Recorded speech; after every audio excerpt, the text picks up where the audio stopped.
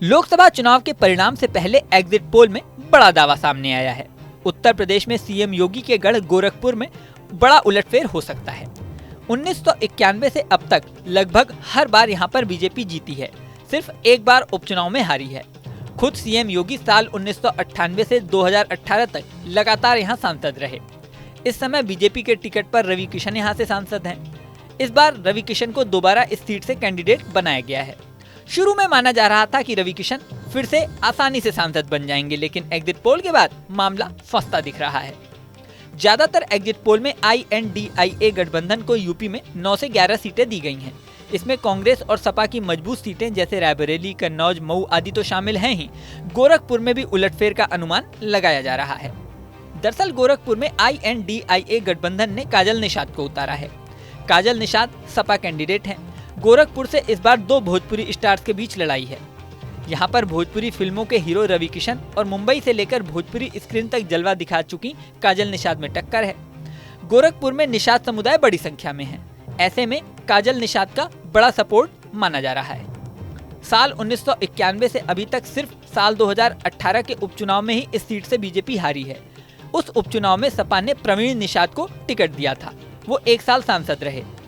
माना जा रहा है उनकी जीत में निषाद फैक्टर बड़ा रोल प्ले कर रहा था।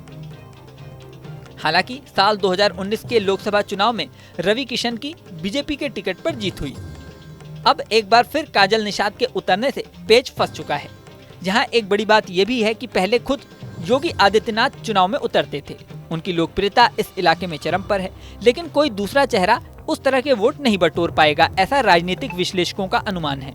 ऐसे में रवि किशन को दोबारा टिकट देने से बीजेपी को नुकसान होता दिख रहा है। इसके अलावा सपा का टिकट मिलने के बाद ही काजल निषाद पूरी तरह से एक्टिव हो गई थी। जिस तरह से काजल निषाद गली गली प्रचार करती नजर आई थी, तभी से यह अनुमान लग रहा था कि गोरखपुर में इस बार बड़ी टक्कर देखने को मिल सकती है। काजल निषाद के साथ ये भी खास बात है कि वो राजनीति और एंटरटेनमेंट इंडस्ट्री दोनों में एक्टिव रही हैं। सबसे खास बात यह है कि नरेंद्र मोदी की तरह गुजरात से उनका नाता है। काजल निषाद का जन्म गुजरात के कच्छ में हुआ। बाद में वो मुंबई आ गईं और एक्टिंग में करियर बनाना शुरू किया।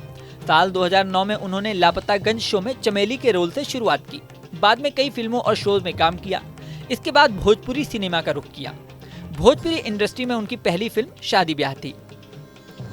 काजल निषाद को करियर के दौरान साथ मिला संजय निषाद का, जो पेशे से भोजपुरी फिल्मों के प्रोड्यूसर हैं। काजल ने बाद में संजय निषाद से शादी कर ली। काजल के साथ प्लस पॉइंट ये भी है कि संजय निषाद गोरखपुर जिले के भोआपार गांव के रहने वाले हैं। यानी एक तरह से काजल का ससुराल उनका गोरखपुर है। भोजपुरी फिल्मों के बीच काजल पॉलिटिक्स में भी एक्टिव हो गईं। उन्होंने राजनीतिक करियर की शुरुआत कांग्रेस के साथ की थी। कांग्रेस के टिकट से उन्होंने यूपी विधानसभा 2012 में चुनाव लड़ा, लेकिन उन्हें हार का सामना करना पड़ा। साल 2021 में अखिलेश यादव की समाजवादी पार्टी में काजल निषाद की एंट्री हुई। साल 2022 में काजल ने कैंपियरगंज से विधानसभा चुनाव लड़ा। हालांकि यहां भी उन्हें हार का सामना करना पड़ा। अखिलेश यादव ने अप्रैल 2023 में काजल निषाद पर बड़ा दांव खेला। सपा ने गोरखपुर में उन्हें मेयर पद के लिए प्रत्याशी बनाया। हालांकि ये चुनाव भी वो हार गईं। उन्होंने लेकिन बीजेपी पर वोटों की गिनती में गड़बड़ी का आरोप लगाया था। अब सपा ने एक बड़ी जिम्मेदारी फिर से उन्हें सौंपी है।